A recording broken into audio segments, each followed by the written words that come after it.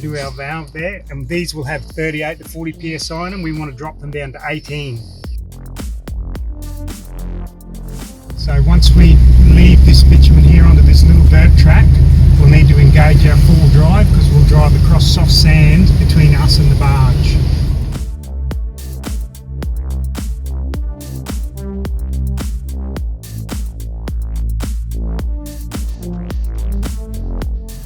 We're just right at the end of Inskip Point in Rainbow Beach, and we're heading to the barge to get onto Fraser Island.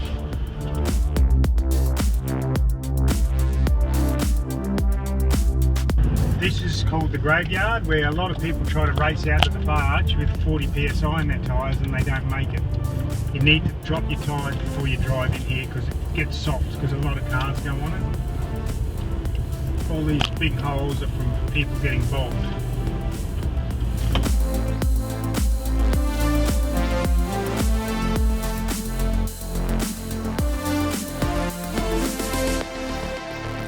Will just give you direction as to where he wants you to park on the barge. So you sort of come to the end of the barge here, wait for him to park that vehicle, and then he'll point and wave and let you know where he wants you to go.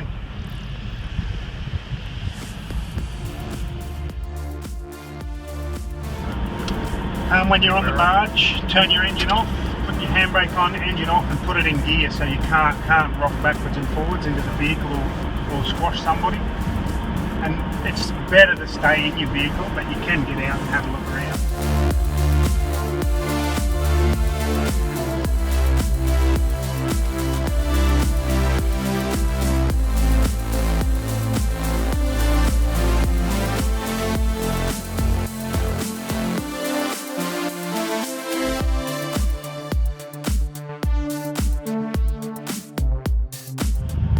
On the beach, you still wear your seatbelt because it's classed as a gazetted road and all the road rules apply. So when we get off the barge, we've still got to stay to the left, and the vehicles oncoming will stay to our right, and the speed limit on here is at 80, and there's a lot of 40-kilometre zones where they're in front of the resorts. You just have to watch out for them because the signs are a long way up the beach from where you drive. This is the softest part of the beach, getting around this point, because there's no surf, there's no surf waves to flatten the beach on, so just go nice and steady. Once we get onto the surf beach, it's very smooth and you can do 80 kilometres an hour without any problem at all. When there's oncoming vehicles, I'll indicate left as he's indicated left, just to let them know where my intention to drive is. Otherwise you end up having head-ons and confusion. Once they've passed, I just turn the indicator off.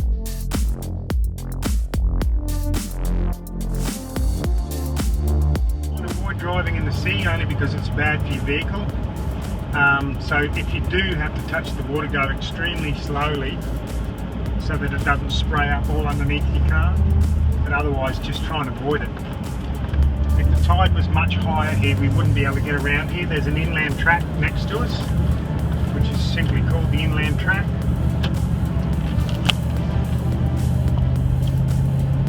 And if the tide's high, like it's impossible to pass through here, you just use that inland track, and that goes 11 kilometres along the beach, and that misses all this soft bit.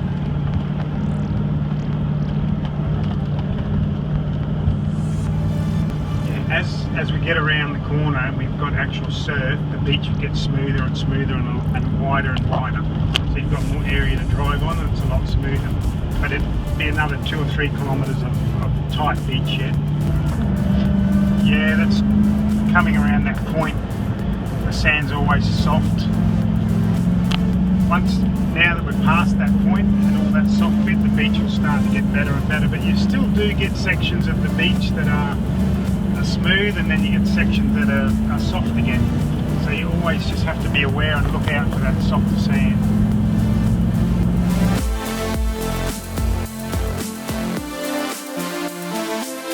It's a good idea to put your lights on too when you travel on the beach, because you've got all that sea spray that you can see up in front there.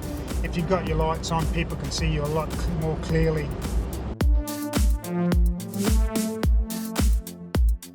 be near Dilly Village now, which we'll have a look at when we pop out onto the beach here.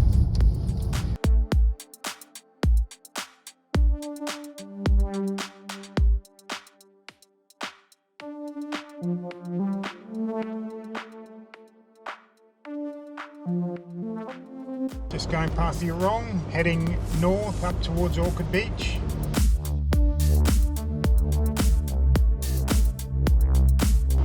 Just going past the police station. Because the tides are quite big, the beach is very smooth and very flat. When you drive the beach when there's neap tides, where there's not a lot of run between the high and the low, the beach can get very hilly because there's not enough difference between the high and the low tide to flatten the beaches out. As you travel along the beach, you'll see a number of little creek crossings towards the southern end of the island and Eli Creek and Little Eli. The creek crossings are a little bit bigger and you've got to slow down a lot more, probably walking speed or less. The way to tell if it's deep or shallow, as you approach it, if there's little rapids in the water or it's the water's disturbed on top, it's generally shallow. If you come up to one and the water's very smooth and you don't see the little rapids, slow down because it's most likely going to be a lot deeper. And that's, as we travel along, we don't have to slow down for every single creek, we just watch out for the smooth water and the rapidy water. When you're going through these sections of seepage, it's hard to tell where the salt finishes and the fresh begins. So generally what I do is when there's no seepage, I just have a look and get a rough idea of the beach distance. So that to my right there's a little bit of seepage and then the salt water. So the salt water is basically at the top of the waves there where the waves push up. So I wouldn't go and drive anywhere on my right hand side now because that is most likely definitely salt. When we get to the seepage areas, I'll try and stay about this distance away from the sea, and then that should keep me out of the salt water. This is an airstrip on the island here. They've got a couple of witches' hats here and a few more up front. So there's a couple there to let us know that there's a landing strip up here. And then as we travel further along, there'll be more witches' hats just marking out the section of beach that they want to land their plane on. If you can, stay completely out of that coned off area. If the tide's higher and you have to drive through there, just check for planes behind you and in front of you and then go through that area that they've got sectioned off. If you can see a plane in the distance, just work out where he's going and what he's doing before you drive through that airstrip. Generally you'll be certain that if they're going to land, you can see it quite easily that they're coming into land, and just pull up and stay out of the way. So I've just got my indicator on, letting this bus know that I'm going to stay to the left, even though there was some soft sand there that I didn't want to go through, so I had to approach to where the bus was. Just gives him the confidence that I'm going to not pull out in front of him. We've got a vehicle come up behind us now, so I'll just indicate, slow down a little bit, let him go through, give him plenty of room. He's travelling a lot quicker than we are. Here we are in a 40k zone. Keep an eye out for these 4 knot, we call them 4 knot zones, but the 40k zones, because the police will, if you go 1k over, they can book you in here. And it's just for the safety of the public around the different townships and things. Just slow down and do your 40k's. This is Piungan rocks here, so we just have to see whether we have to drive around these rocks or whether we have to go, by the looks of it, we have to use a jump up and go around the back. Okay, when you get to these rocks, if there's wheel tracks around the rocks, you can generally follow those wheel tracks and get around the front. But if you see the rocks all the way to the water like that, where you're going to be driving in the water to get around the rocks, don't do it, because if you go into a small melon hole or hit a small rock or something, it'll bog your vehicle, and then the waves come in and out a couple of times and your vehicle's gone. It'll sink straight to the ground. So if you're going to run through the front there, make sure you're on dry sand and you've got a clear view of where you're going to be going. So these are two-way tracks, so we just have to give way to each other and be courteous with each other and work our way through.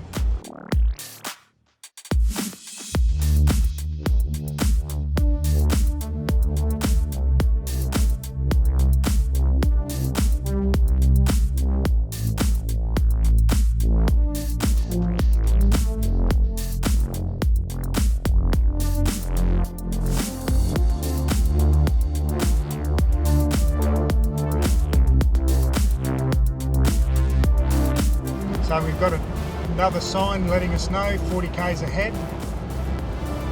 When we get to the 40k sign, we'll slow down. So we'll have a look, see if we can get around the front again. If we can't get around the front, it doesn't look like anyone's going around the front. So we'll looks like we've got to go around the back again. See, this track through behind Udney Rocks to Happy Valley is a lot wider, and there's a lot bigger, more overtaking areas where you can pass vehicles and fit two vehicles past each other.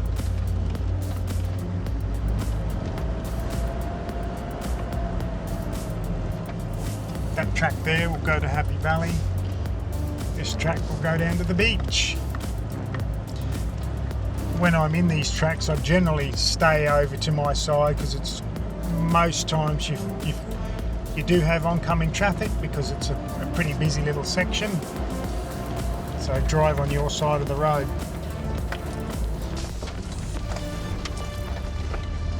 Goes to Happy Valley. Just remember, when you come off that jump up, we're still in a 4-knot zone, so you still have to do 40 k's an hour through here. It's easy to come off that track and forget that it's still 40 k's. And the police hide just in here or just past this set of coffee rocks up here with the looks like a Joshua tree on it. And the little village, Happy Valley. There's a little restaurant and a pub here. You can get fuel, a little township and accommodation.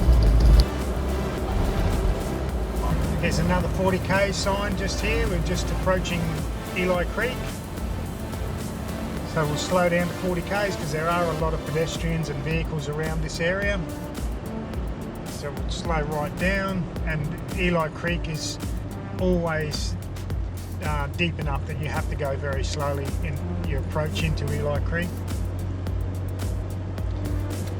Perfect spot to come, wash all the salt off, float down the river with the kids. This is the Mahino Shipwreck. The Japanese actually bought this ship for scrap metal, and they were towing it back to Japan when a big cyclone came through and it broke all the tow ropes, and then the ship was just drifting at sea, and the storm blew the ship into the beach, and it's been here ever since. When you come through these sections like this and you're a bit unsure because there's water in the middle of the beach, we call that a split beach, so that you can go on the high side or the low side of the water. Sometimes if you go on the low side, it just goes into the ocean and you've got to turn around and go back. So I just generally look for the wheel tracks. If you can see tyre tracks through there, that's usually a good indication that you'll get around it or get through it. Just coming up onto the pinnacles now, another nice spot to pull up and go for a walk with the family. Every time you go in there, it's always something a bit different. Definitely a cool place to check out. Here we are at Cathedral Beach. Another nice little spot to go in and have a coffee in there. I've got a couple of vehicles behind me, so I'll just pull over and let these guys go through because they obviously want to go a lot quicker than we do. When you come to this soft sand like this, we can't go in the hard sand because these guys want to use it. Just slow right down because it will knock your vehicle from side to side, and people have rolled their car over by going into those deep wheel tracks too fast.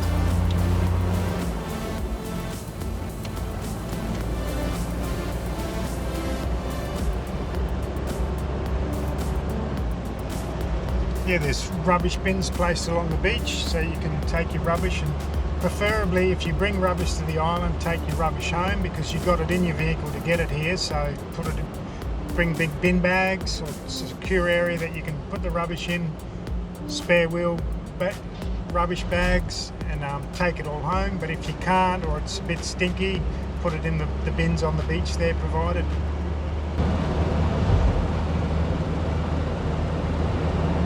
I've never seen the police pull anyone over on the island that's not doing something wrong. So if you've got your seatbelt on and you're doing the speed limit, the police normally will never bother you. In 30 years, I've never seen a police officer pull anyone over that's not doing something stupid. So if you do the right thing, they leave you alone over here, which is great.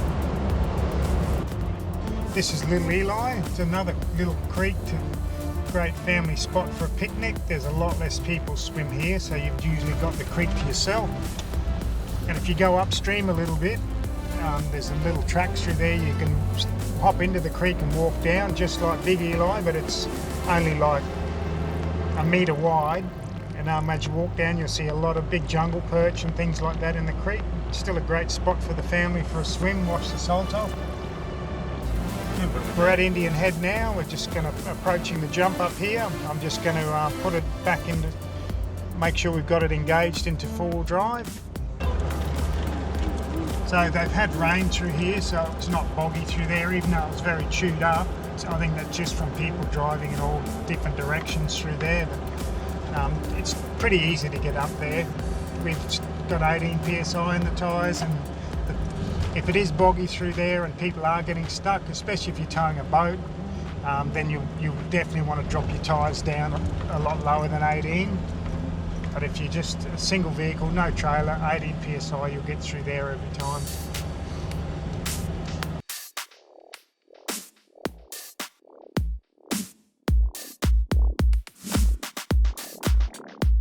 So now we're approaching the champagne pools, and we will turn up to the jump up to the left there, and it's all the way through to Orchid Beach. So they've had big tides and rough seas, and there's been a lot of erosion here, as you can see by that massive drop off there.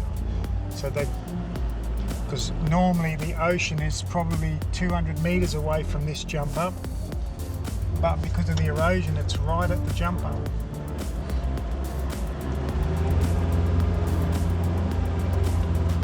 So there is no more beach driving between here and Orchid Beach. And this track that we're on will take us all the way through to Orchid Beach.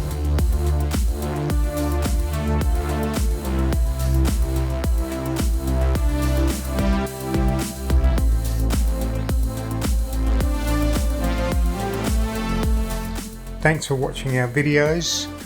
If you're wanting more information on about Fraser and travelling the beaches and enjoying all the beautiful things to see over there, we have a YouTube channel that you can subscribe to, all about Fraser, and on there's a collection of videos that you can watch and go through, and you'll pick up a huge amount of knowledge watching the videos, so when you get there it won't feel like the first time at all.